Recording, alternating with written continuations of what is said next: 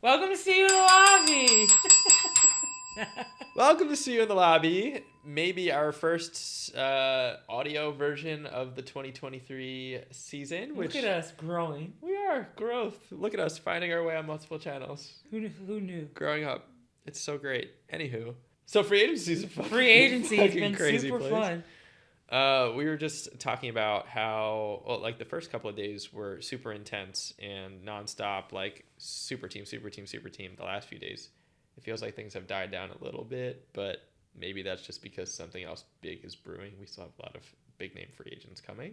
I mean, after Candace and Stewie, no matter who signs where, it wasn't going to be as exciting because those are the two big names that everybody's looking to see what they were going to do. So after that, it's kind of and because Candace chose the Aces and Stewie chose New York, Literally, like those are two major stories. So anything else at this point is just yeah. No, you listen. You're making a lot of sense there. We still do have a couple of free agents who I think could strengthen some of the middle tier teams. We're still waiting to see what happens with Gabby Williams. We're still waiting to see what happens with Tiffany Hayes. Angel McCautry's still out there. Tina Charles is still out there. Marina Mabry, we still didn't figure out what's happening with her. So there are still movements that are gonna happen. But today, I know that we wanted to start doing a little bit of grading. Okay, we know about the big two teams and how great they've been. But I think it would be helpful to look through all 12 teams, see who came out on top after a pretty chaotic period. How's that sound? let's do it. Alrighty. Should we give out tiny trophies as awards for? Oh, always. I mean, we should always do that. Should we clown trophy for? That's what I think we're gonna do. We're gonna do good trophy or clown. Okay. There's no middle All ground. right. You're either one or the other. Okay. Okay. I think we should go in alphabetical order because that's just easy. Okay. Atlanta, you're up. Atlanta, you're up. Okay. This offseason, Atlanta has added Alicia Gray via trade. Big deal. Added Danielle Robinson via trade. Lost Erica Wheeler and Tiffany Hayes. We don't know. We don't know what's up with that yet, although they do have the rights to negotiate with her first. I'm going to go ahead and give them a trophy. Ooh, say more. I think based off of their success last year, you see what Tanisha Wright, what she's done with that team already. The reigning rookie of the year, adding a Gray is a huge pickup for them. The way she can score, her athletic ability, I think that just gives them another look aside next to Ryan Howard. And then D-Rob, she's a vet. She is not going to give you like the offensive scoring that you need, but she's a leader. She can push tempo. And then coupling that with Tanisha Wright, I'm giving them a trophy. I agree. I really, really like this move for Atlanta for a number of reasons. They almost made the playoffs last year when no one thought that they would. Ryan Howard gives them that player who we think is going to be a franchise superstar if she's not getting there already. Alicia Gray is another player who I thought every team in the mix for the playoffs should be trying to get. Mm-hmm. Obviously, it was time for her to leave Dallas. We'll get to Dallas later. But she was clearly a winning player who can do a lot of things off ball, a lot of great things defensively. She's a player who's going to get you more wins. I think that move gets them into the playoffs. I think so too. I think Atlanta is one of the teams that's starting to do things right. You saw last year their attendance was up. There's a lot more talk about them, and I'm going to keep going back to Tanisha Wright. I think what she did in year one was great, and like you said, on the cusp of making the playoffs, and then you add somebody like Gray. I think so far they've made some great offseason moves, and I think it's a team too that's motivated. They're always kind of in the conversation, or they're in the conversation of what is Atlanta doing, and I think they have a lot of players that may feel slighted a lot, that they're not in the conversations of and don't feel like they get the credit that they're due. And then we forget about AD. They're a great asset too, and I think just they have some good players. No, 100%. I think again there's momentum now with the Atlanta Dream. We understand who they are and what they're doing. I feel like if you're a new fan in the league and you're trying not to maybe bandwagon on the Liberty or Aces because that could be super easy, Atlanta's one of those teams I would want to hop on board with and ride the wave with because it feels like 2 to 3 years from now we're looking at an Atlanta team that's really there to compete for the whole thing. No, I agree. So, Atlanta, here's your trophy. Congrats on the trophy. We'll mail it to you, but make sure you guys have somebody that can help you carry it. It's heavy. It's heavy. Chicago. Next up is the Chicago Sky. You're up. Woof. I need somebody to do a case study. Because I don't understand how you take a nosedive like this. Here's the thing. Candace Parker leaving, I think, probably really drove everything else to some degree, right? Your team's cornerstone is gone. That makes Courtney Vandersloot and Allie Quigley start being like, can we win if Candace is not here? Quigley obviously not playing this upcoming year, but then Vandersloot wants out. The one that really surprised me is Azurá Stevens. That sort of took like the final hit to me for Chicago. Of Azurá is a really good player and someone who could have gotten a ton of experience and playing in big moments, playing big minutes for this team now that the stars left. But even Azurá is gone now. Love Khalid Copper. I think she's still an all-star and the team will still be watchable because she's on it. Mm-hmm. But I mean, it just seems like there's something internally that happened that we may not ever know. I mean, you heard rumblings last year of Sloot not being happy, and just you can tell on the court that chemistry wasn't there, and it just seemed like there was a disconnect between players and coaching staff. I mean, they did add Izzy and Courtney Williams, so I don't think all hope is lost, but it's just still a dramatic decline from talking about them the last couple of years being contenders to now, are they going to make the playoffs? yeah, I don't. And as a Sky fan, it's got to be devastating. Sorry, Sierra, our dear friend. so sorry. Yeah, I don't know how you're now. You've had back-to-back years where you're accustomed to watching greatness, and then you're like, well, we hit rebuild real quick. I can't remember such a dramatic fall off happening in this league before. Yeah, it'll be interesting. I mean, and then it's a lot like James Wade. What are you gonna do? It's now time to show your coaching really what you're capable of, because you don't have this team full of superstars anymore. You hear like James is a good coach. It's something they've always talked about, but now, like, your back's kind of against the wall. Like, what are you going to do when you don't have a Candace Parker? You don't have a great point guard in Sloot, who is a coach on the floor. So now it's really going to be, how can you manage these players? What are you looking forward to the next draft? It's going to be interesting. Yeah, I mean, and Chicago feels like a city that should be able to pull free agents, right? There's new ownership in there. Maybe they're going to turn the tides and become an attractive free agent market. So maybe 1 year of proving, if this team can make the playoffs as a 7 or 8 seed and Copper is dropping 18 to 20 points a game, you can see a world in which some other free agents next year might want to come and play with this team. But yeah, it's a big, prove it. Now you got to prove it. We'll see.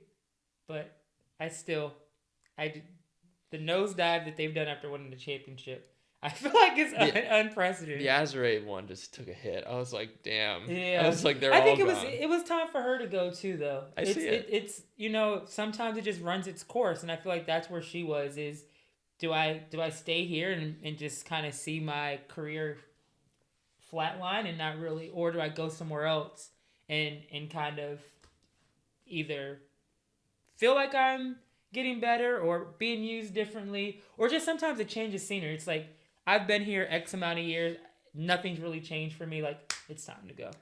Marissa, what is your verdict? Trophy or clown? So sorry, Sky. Do you agree? Yeah. I mean, you can't lose Candace. You can't lose all that talent and have a trophy. And come on, you really were losing Quigley too. Even though she's not playing this year, she's not coming back to Chicago. Yeah, so. That's a tough one. On to the next. On to the next one. That was a weak-ass spell. Jesus. The Connecticut Sun. Connecticut Sun. Another weirdo offseason for them. I mean, you lose Jonquel Jones. You can't understate how bad that is. That's debatably one of the best players they've ever had in her prime while she's under contract. She forced her way out of there. Despite making the finals twice in 3 years. So clearly there was some chemistry issues going on there. They bring in a new head coach in Steph White. That still doesn't solve the problem.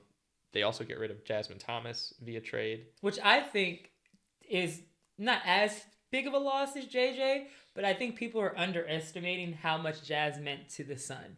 You look at when she got injured, their entire team changed. The dynamics of that team were so different. Her leadership, what she does on the offensive and defensive end, the tempo she's able to push that team with. So I think losing Jazz was a really, really big loss for them. And not only that, both of those trades didn't get them much. Yeah. The Jonquel Jones trade might have been one of the most lopsided trades I've ever seen. I mean, they just got poor value for who is probably undeniably a top 5 player, maybe a top 3 player in the league at this point. So they're kind of banking on running the same team back as last year and hoping that the chemistry is better without Jonquel on the floor. What do you think about that? I mean, we can't. I mean, obviously, losing somebody like JJ, it's going to be magnified because she's a former MVP. She's a great player, but they still have AT. They still have DB. And Bree Jones each year just continues to get better. And I've said it a million times. Steph is the best coach that I've played for. So having her and knowing what she's capable of, and I think bringing her system in, and she's such a player's coach, I still think they have a chance. AT does it all. They need another piece. I keep saying I wouldn't mind seeing Gabby Williams in a Connecticut uniform. I don't know if that's possible or not, but I think she's somebody, again, playing under Steph and playing in that system. I think that can get her W career to where we talk about it all the time. I mean, she goes overseas and she's great, and then comes over to the W and doesn't seem like a team has used her properly yet. So I think I would not mind seeing Gabby in a Connecticut jersey. They need to find someone else to bring in, right? Because we didn't even mention they lost Courtney Williams as well, who was another potential scorer. So to me, Gabby would be a nice piece to have a really lockdown defense. They probably need some other type of bucket getter, and I don't know who at this stage of free agency is going to come there, but I don't know. I feel very lukewarm about them. I still think Connecticut is a playoff team. They should be a playoff team. They're not going to be an easy out, but I think it's hard to say that they got any better.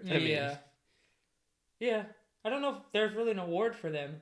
I don't want to give them the clown award because they didn't do it. Like JJ leaving, JJ wanted out. That trade, though, they didn't have a choice. You're going to hold her hostage?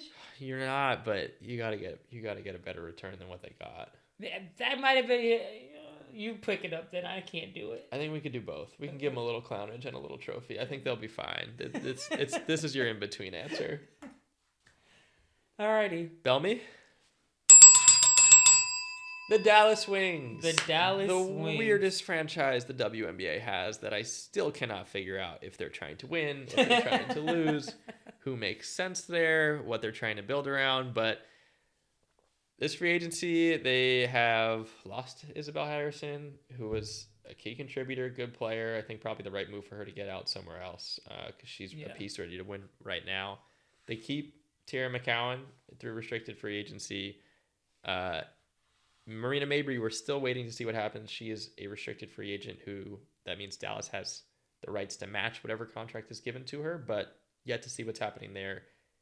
What do you feel about the Dallas Wings? And they lose their best scorer to Atlanta. Oh, duh. And they also, yeah, I forgot this too. They lost Alicia Gray. I mean, I don't even know if there's much for us to talk about here. We can just go ahead and give them their award. Is it time? Oh, sorry. Yeah. I was like, I grabbed too soon. We just give them their award. I don't know. I agree with you. Yeah. Can't understand Dallas. You would think it's easy to recruit there because it's a major city. I don't know. I don't know. And it's a conversation we keep having. I don't know much about the ownership group, but since they've been in Dallas, you have not seen any growth in the organization. Remove the players, but you haven't seen any growth. The attendance is still pretty low.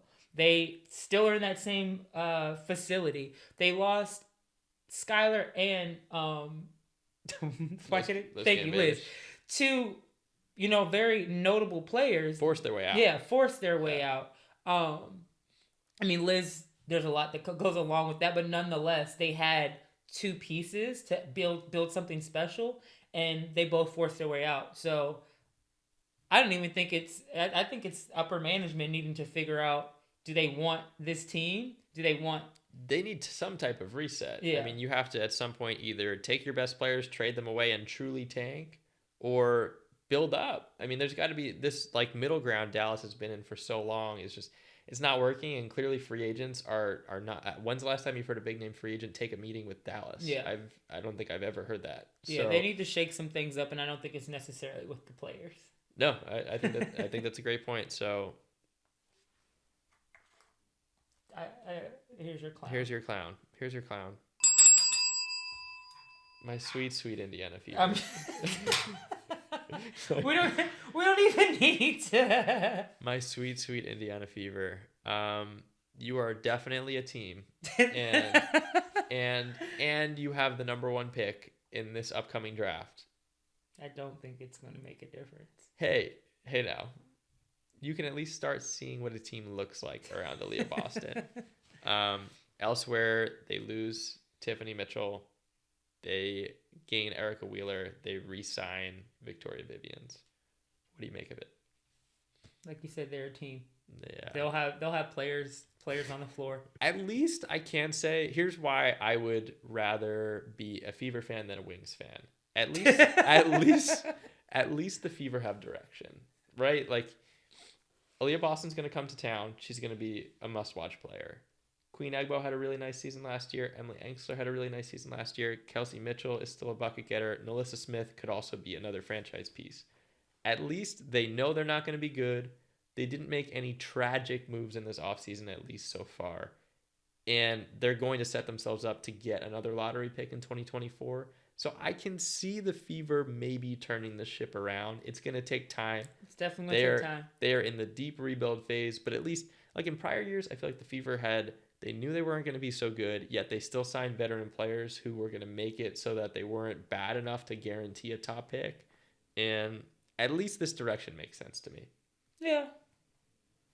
I mean, there's only one way to go. Well, listen. You get Aaliyah Boston this year, and if you set yourself up in the lottery next year and you can get either a Paige, Caitlin, Cameron, or an Angel, then you have real pieces. Yeah, no, I'm not, yeah. But we're talking about right now. Yeah, I mean, here's the thing, Fever. You're getting the clown award. There's just... Here you go. So sorry. I'm so sorry, but you earned it. You sure did. All right. This is my low-key winner. One of the winners in free agency. I agree. The Los Angeles Sparks, another team that last year imploded. There's just no other way to put it. Liz Cambage guaranteed a quits championship. the WNBA. Kennedy Carter, still, I don't really understand what her role within that team is going to be going forward. They took a lot of chances. What did Kirk say? Kirk basically said she's definitely a player and she's definitely on the team. They pretty much took every risk last year and none of it worked. So this year they are bringing NECA back. They sign Azurá Stevens. They trade for Jasmine Thomas. They sign Lexi Brown again. They lose Chrissy Tolliver and Brittany Sykes, 2 very good players, but we still think that it's a win for them. Explain. I mean, adding Kurt, and obviously he has familiarity with Jazz, so they'll have that chemistry. Azurá, I think that's a good place for her. You already have NECA. I just think now it's a team. You know, when they had Derek, they just haven't had a coach that actually was a coach. So at least Kurt has experience and he's taken teams to the finals before. So I think that in and of itself is a huge win for them, that there'll be at least some structure and resemblance of a team. Jazz, great leader, great point guard. And then NECA, I think they'll play very well together. So I think it's a good look for them. I don't think they're going to compete for a championship, obviously, but I think they have some good building blocks to go forward. No, I agree with that. Again, you see direction with this team now. They're built so that they can compete a little bit in the short term. They're going to be watchable. They are going to probably be on that. Like, are they going to be a lottery team? Are they going to be a late push into the playoff type of team? Which is still good, it's still watchable, and you're Los Angeles. So I think you can set yourself up that way. You don't have to directly tank for star picks. You're Los Angeles. You should be able to attract big-name free agents. Agreed. You just have to... It sort of feels a little bit like Chicago, right? Like a prove yourself to free agents type of year. I agree. But here's my thing. It's not necessarily about LA, but just in general. If you're not the Aces or New York, you know you're not going to win a championship. So it's almost like, do you just tank on purpose? You know, like... But they're going to be... Here's the thing, right? And I'm curious, obviously, you being a player and figuring out how you would react to something. But if you see the Liberty and Aces just dominate everyone this year, next year, whatever it may be, if you're a great player in this league, are you starting to text everybody else who's a free agent like, fuck that? Like, we can build something special in a different city and compete with one of those two. where are you gonna get the players? They're all in the Liberty and the Aces. Listen, there are other players. There are, but build a super team right now. Build in the W right now. Build Indiana Fever a super team. I mean, that one's going to take a lot more time. But if you're Seattle, right, you keep Gabby, you sign, you still have Jewel Lloyd, you have Ezzy, and then you start bringing in some other free agents. Tell me, who are they? If they could convince NECA to come to Seattle, NECA is a great player who wasn't on that team. Tiffany Hayes is another great player who isn't on one of those teams. You can at least start assembling a roster. And that team you just named is going to beat or compete with the Aces. Okay, or then the you Liberty. you bring the rookies into this. I mean, they're going to be good. They might not be good right this second, but 2 or 3 years from now, Leah Boston's going to be a real competitor. Caitlin Clark's going to be a real competitor. Paige Beckers, Cameron Brink, Angel Reese. If you start stacking those young pieces with some of the good veterans... You can't stack the young pieces because they're all going to be... You can't get all of them, but you can get some of them. Or what happens if one of these Liberty or Aces players gets kind of pissed and they're not getting their shine on this Now team? You're adding all these hypotheticals. I'm just saying build me a team right now. It's very hard to do right now. Exactly. It's very hard to do right now. But I'm saying after this year, you can try to get the best of the rest in one place. Okay. You don't think it's going to happen? No. You don't see... You think everyone's just going to give up? No, I don't think they're going to give up, but you just can't... You're not going to be able to build a team, in my opinion, that can compete with either of them in the immediate. I mean, the Aces are probably only going to have Candace Parker for 1 or 2 years max. I agree with that, but then it's just going to be... Then what happens is... Candace leaving, they'll just bring somebody else, because who doesn't want to play for the Aces? For all the reasons we've talked about. And then it's still going to be the Liberty. The Liberty are going to be nice for a while. But what happens? Sabrina's got to get paid next year. What happens with that? No shade to Sabrina, but I'm not like when I'm talking about the Liberty, like she's fourth on like in my thought process. Like you can get rid of Sabrina and that team still be nice. Like it will, but you add Sabrina to another good team. She has not proven anything to me yet. But maybe she has to prove that she can win. Listen, you're asking me to build a third super team that could maybe compete with those two. I think in a year from now, if one of them loses Candace to retirement and the other one loses Sabrina because either they can't pay her or it doesn't work, you can start seeing how other teams may be able to build something that can compete. No, I agree with that. And all it takes is one injury, one anything, no, and those super teams aren't that to... super anymore. Again, I don't want anybody to get hurt, but I know. You're putting yourself in position to compete. No, I agree with that. I do. There's so much talk of Sabrina. She is a great player, but what has she proven in the W yet? She had one decent season. We're waiting for it, but in my very hypothetical years down the line, I'm thinking that Sabrina builds a revenge team. And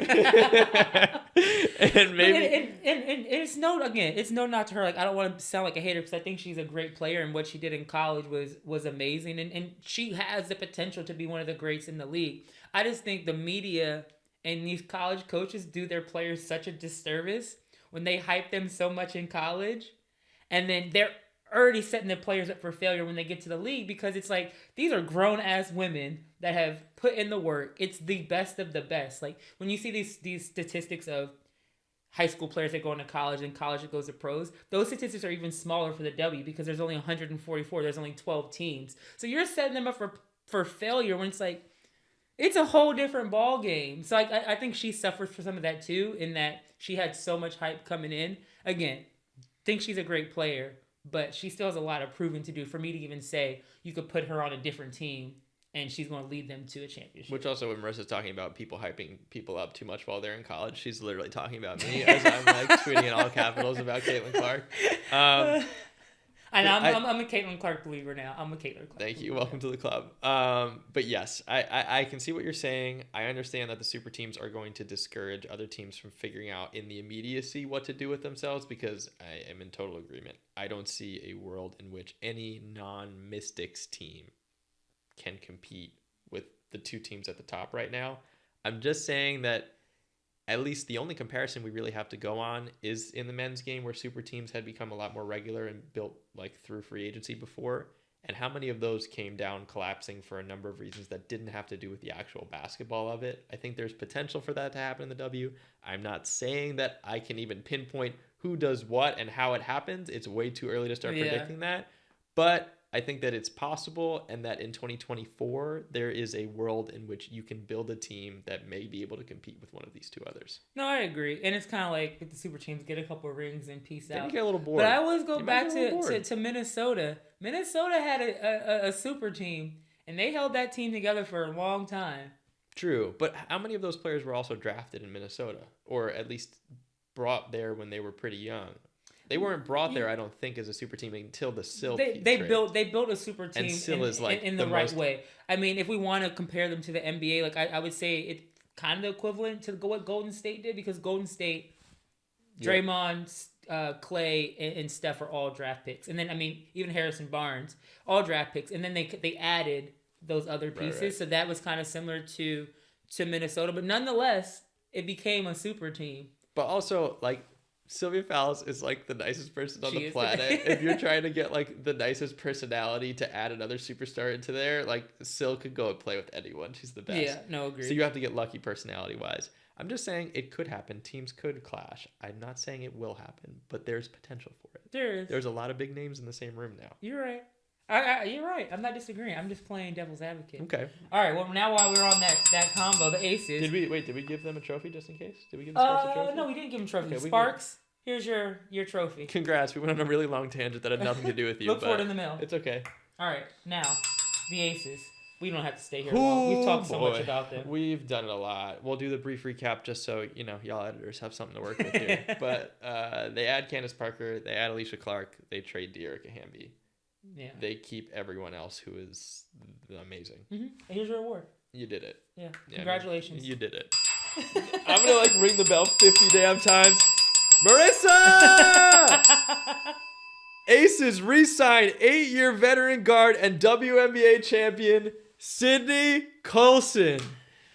Matt's day is made. Congrats, Sid. Championship complete. We love you in the lobby, Sid. Complete. Super team is done. It's locked in. I'm so happy Sid is back there. I am too. They like you said, they need it for the vibes and the chemistry and the laugh she brings. 1,000,000%. I think I said this to you like even after Stewie and Sloot and everything. I was like, the Liberty and Aces should both fight over Sydney Colson because super teams are hard to keep on the same page, and you need somebody who is beloved and has just like awesome vibes, and that person's Sid. Yeah. Congrats, Aces. Sid, I'm so happy. The Minnesota Lynx, definitely a team that saw last year's and said, let's just run that right back, I guess. And then most major shocking announcement. And then also Maya Moore retiring. Didn't see that coming. Finally, we can stop doing the whole Maya Moore might come back thing.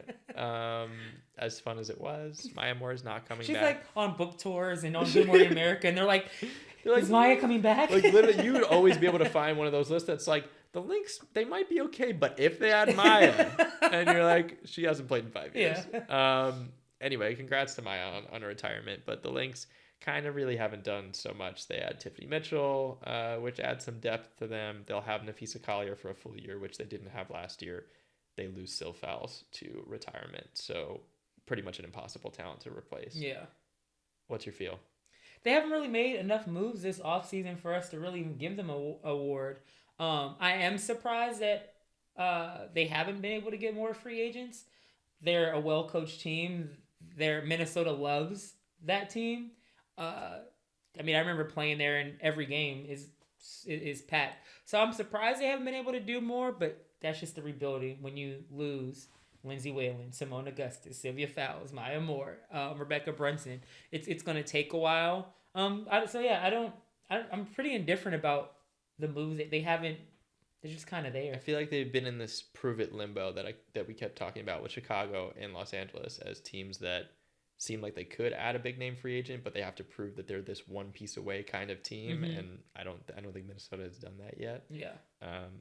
It's possible. I mean, Ariel Powers, Caleb McBride, Nafisa Collier, those are real winning pieces. I think they'll be okay. I don't think they're gonna be at the bottom of the barrel. I think they'll be in the middle of the road. I think they might sneak up and beat some people because they are kind of a youngish team. Mm-hmm. And they're well coached. So it'll be interesting to see. I think it can go either way. I agree. Do we want to give them one of each? Yeah, we'll give them one of each so far. We'll just go more like this. A little bit more. Yeah, I would say I don't want to give them too much clown. They haven't done anything wrong. Yeah, I wish there was a little bit more of a middle ground, but that's what you're getting, Minnesota Lynx. Another team we don't have to stay tuned. The New York Liberty took every good player they could find and said, "Here's your contract." They are loaded. We're still waiting to see how they fill out the rest of the bench. It seems like somebody is gonna have to go because you can't really afford to put all those players. So who do you keep, Matt? It's very hard, right? They're obviously going to keep Brianna Stewart. They're obviously going to keep Jonquil Jones. They're obviously going to keep Sloot. That'd be a plot twist. That'd be a real plot twist. You have those three, but then you have to work in Benijah Laney making over $200,000, Steph Dolson in the 160 range. You have Han Shu as a reserved free agent, and you have Maureen Johannes as a reserve free agent. And all of those players seem like they could command good amounts of money, and you can't fit it under the structure as we know it unless Stewie and Sloot are taking a super mega discount and they're coming for the bare minimum. And even at that, I'm not sure they're going to be able to keep all of those pieces. And it's really tough. To me, the non-negotiable one is Benijah Laney. Agreed. I don't think this team can compete with the Aces without her. I'm specifically even looking at the eventual matchup they could have against Chelsea Gray. You're not putting Sloot on Chelsea Gray, and you're not putting Sabrina on Chelsea Gray. I think Benijah... Barbecue chicken. It's going to be over in 2 games. It's going to be a 2-game series at that point. I think they really need her. Honestly, she's a great offensive player, but they really need her toughness defensively, too. I think she's a piece you cannot give away.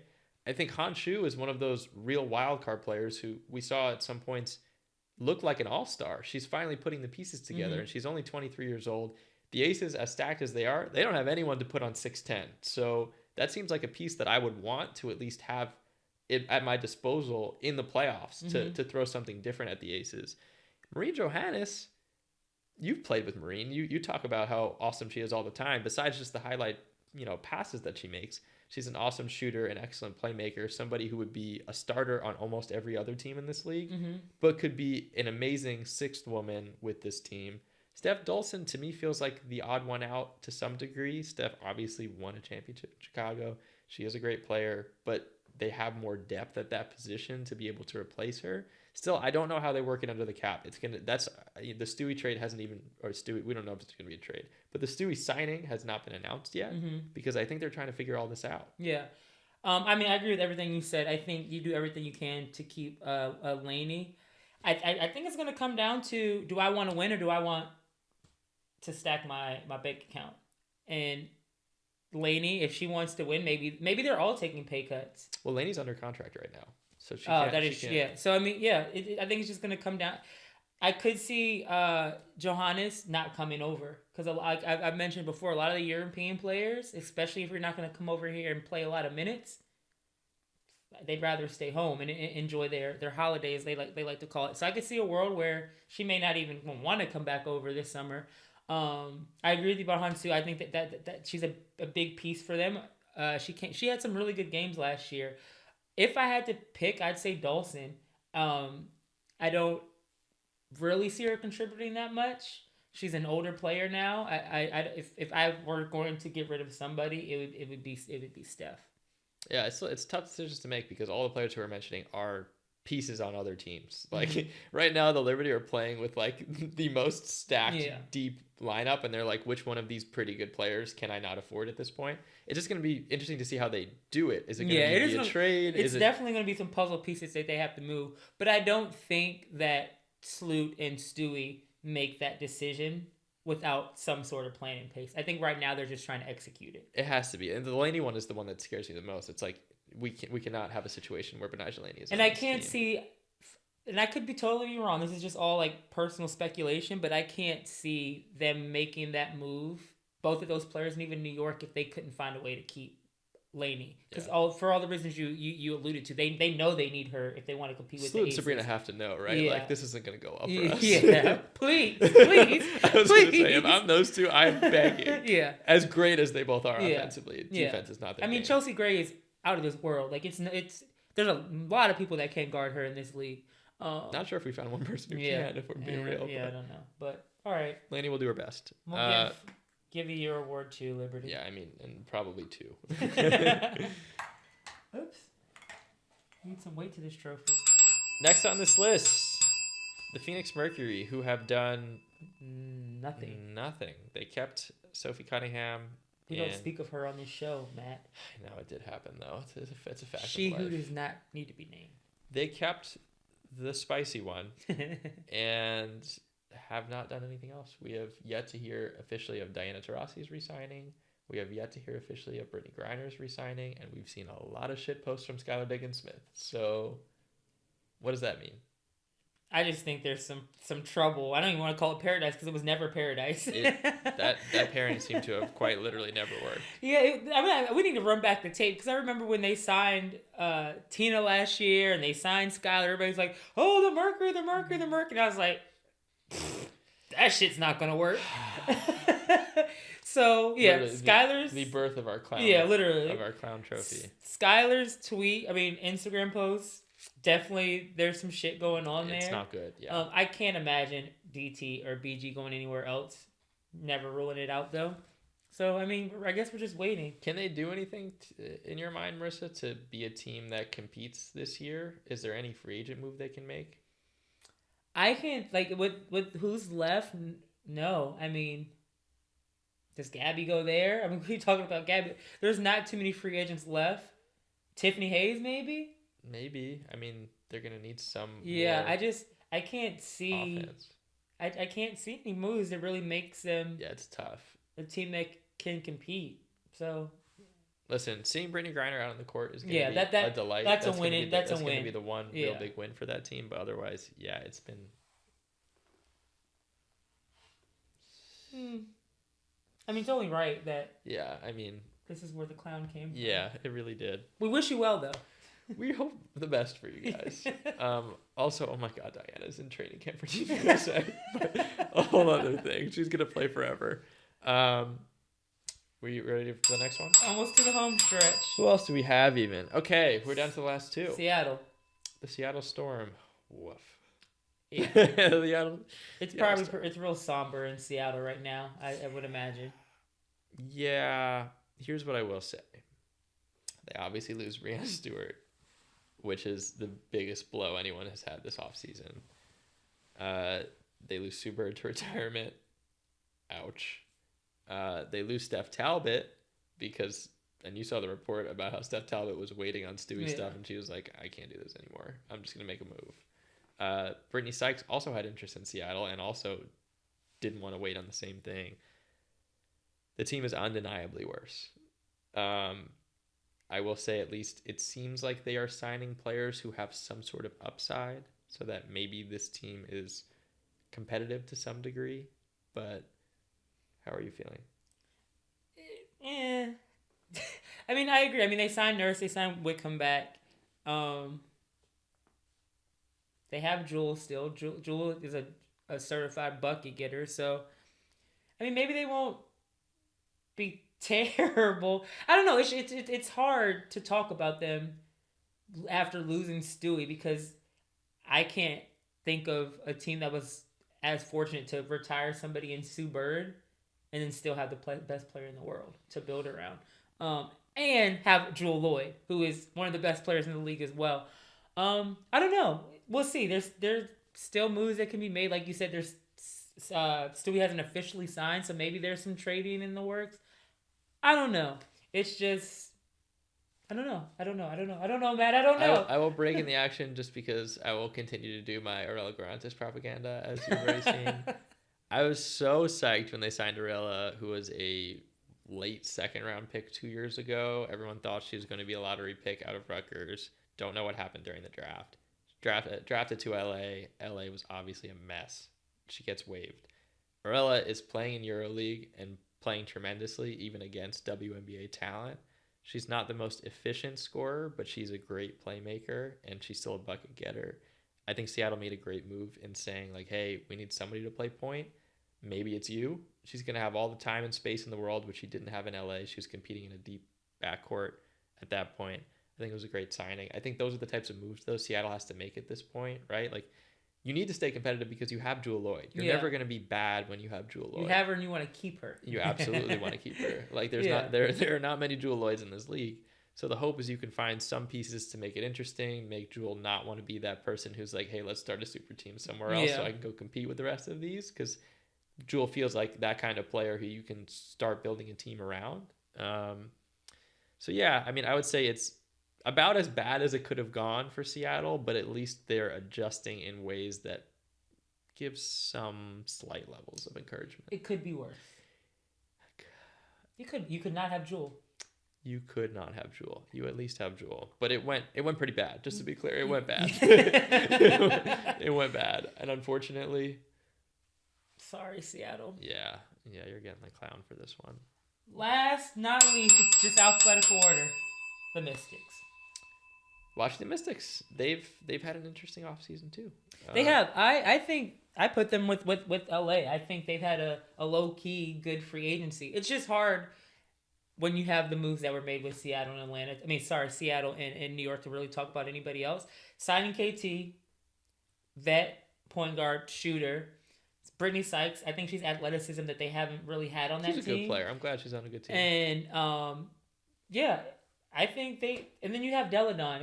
A healthy Deladon is always gonna, get you some wins and put you in the middle of the pack. They're well coached.